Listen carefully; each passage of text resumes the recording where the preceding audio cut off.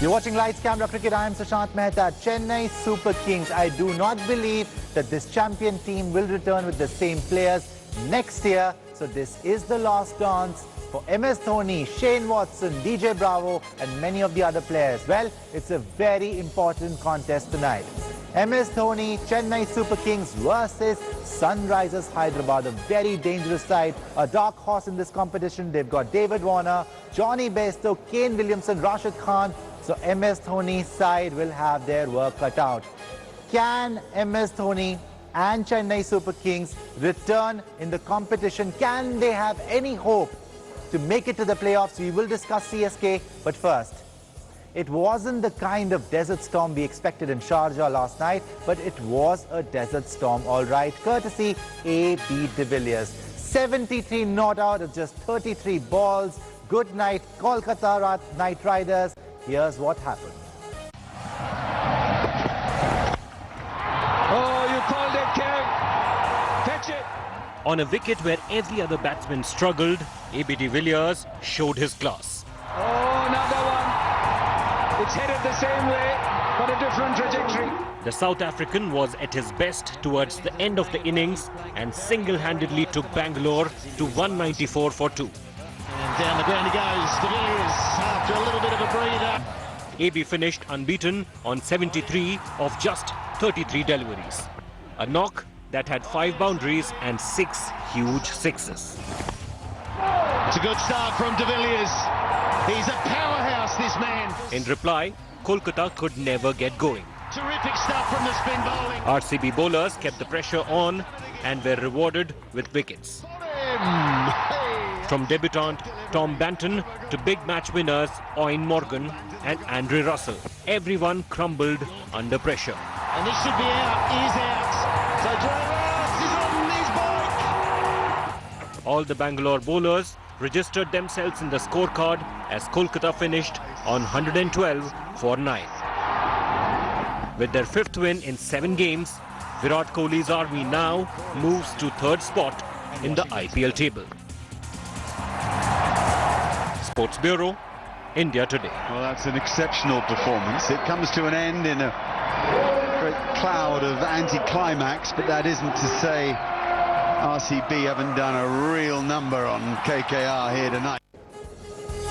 Yes, our Maruti Suzuki Ignis stylish player of the match from last night's game between RCB and KKR is Mr. 360, Mr. 720, Mr. 1440, Mr. Greatest of all time, A.B. de Villiers. 6 sixes, 5 fours, 33 balls faced, 73 runs made. Some very lucky drivers just about survived as cricket balls were landing on the highway outside the cricket stadium in Sharjah. What an innings. Just to give you an idea about how good this knock was, Virat Kohli, who was playing alongside de Villiers, could score just 1 boundary, that too off an edge, went for a 4. Virat took 28 balls to make 33 runs. Here's AB making 73 not out of 33 balls. What a player. Yesterday night, nobody could really score on that pitch. It was slow, but A.B. de Villiers, once again, he just took the game away. Boria, I mean, what can we say about A.B.? There's nothing more to say. All you can say is international cricket is poorer because this guy refused to play international cricket in the last 2 years.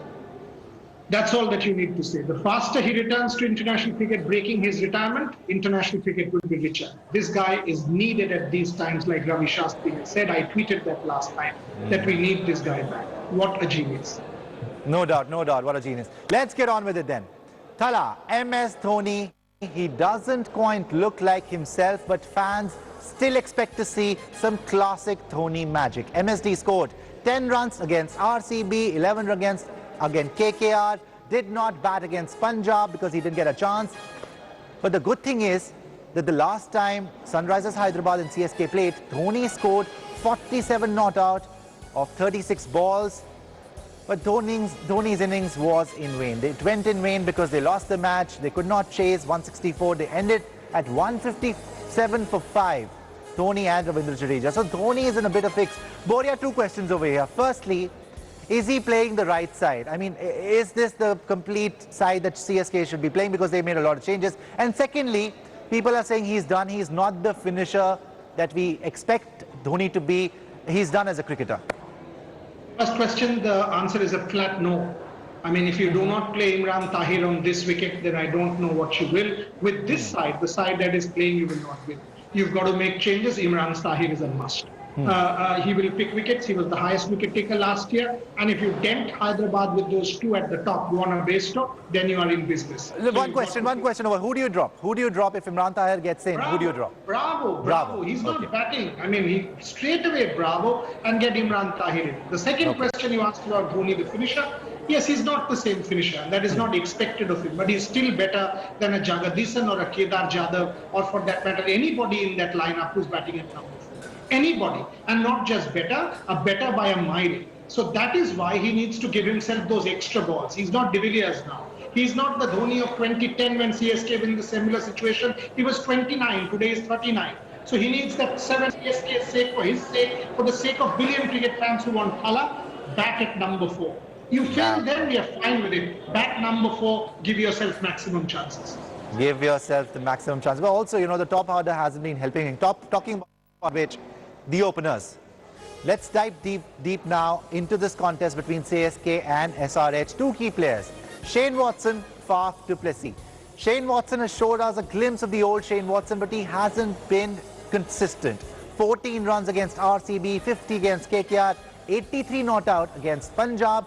So 250s in 7 matches, average of 33. Du Plessis is the third highest scorer in the tournament. So far, he's got 350s, average of 61. That's good, but he failed in the last 2 matches. 8 runs against RCB, 17 runs against KKR. Are you expecting another Faf du Plessis, Shane Watson special, just like what happened against Punjab? What do you expect out of Shane Watson and Faf? Yeah, Watson will be inconsistent, and you and I have had this discussion. I've explained to you. A retired cricketer cannot be the same as a current cricketer. Shane Watson doesn't play anymore. To expect 5 out of 7 won't happen. It will be 3 out of 10. Faf, yes, he is the pivot. If there is one player in the CSK lineup who is their top player, the USP player, the number 1 player, that is Faf du Plessis. That guy is the pivot around which everybody else will revolve. If he gets out, CSK is done. That is why you need a Faf du Plessis to fire. Okay, so if CSK has Shane Watson and Faf du Plessis, check this out. SRH, Sunrisers Hyderabad, have David Warner and Johnny Bairstow. I mean, Warner and Bairstow are cold-blooded killers. These two were unstoppable against Punjab. Bairstow 97 of 55, Warner 52 of 40, 160 run opening partnership. Now Warner's made 250s, his average is around 40, which is fine, but his strike rate is 125, which is unlike the David Warner that we know. Johnny Bairstow's average is 36, strike rate is 133, but he was out for a duck against CSK. He made 25 against Mumbai Indians. Bairstow made 16 in the last match against Rajasthan. So he's having a mixed bag of a tournament. Boria, Johnny Bairstow, David Warner, if they are in that sort of attack mode that they were in against Punjab and they go all out against CSK and they survive, it's game over CSK, isn't it? You know, I told you this, Sushant, and I'm making this point again. 125 is acceptable, 133 is acceptable because the par is now going to come down from 180 to 160. Every game you will see that. You saw that in Sharjah. 200 will not happen.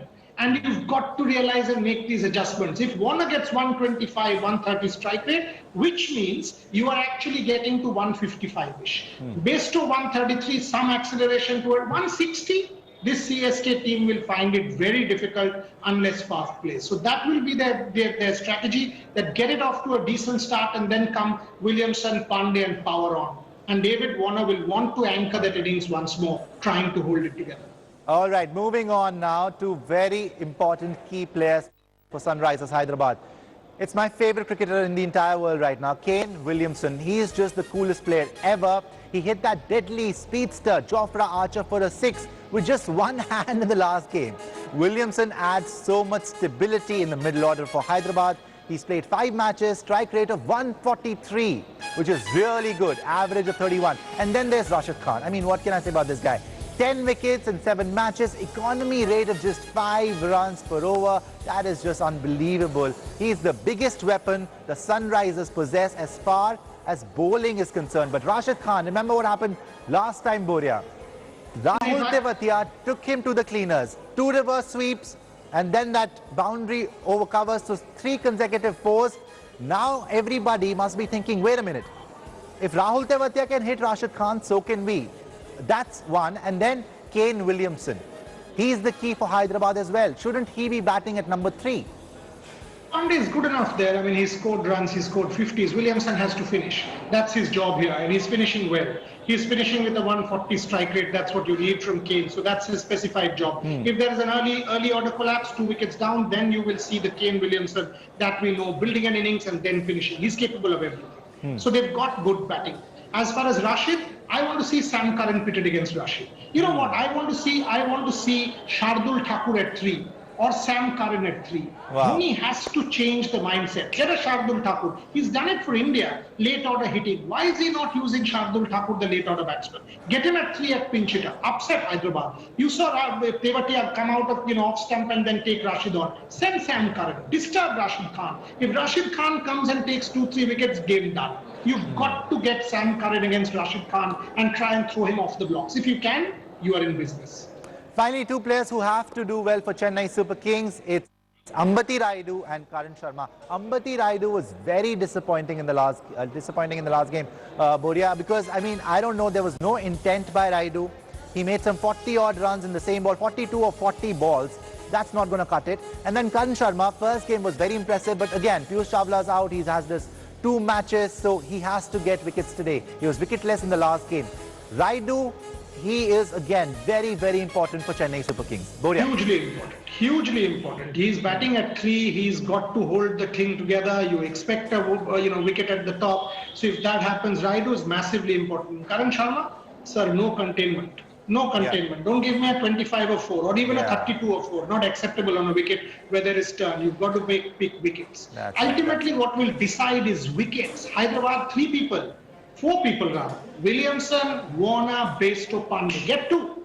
Give me 2, game done. So whoever is bowling, Chahar, Shardul, Karan, Sharma, get me wickets. That's why I'm saying, I'm crying out, Sushant, Imran Tahir has to play. Imran Tahir has to play according to Boria. It's time for a short break now.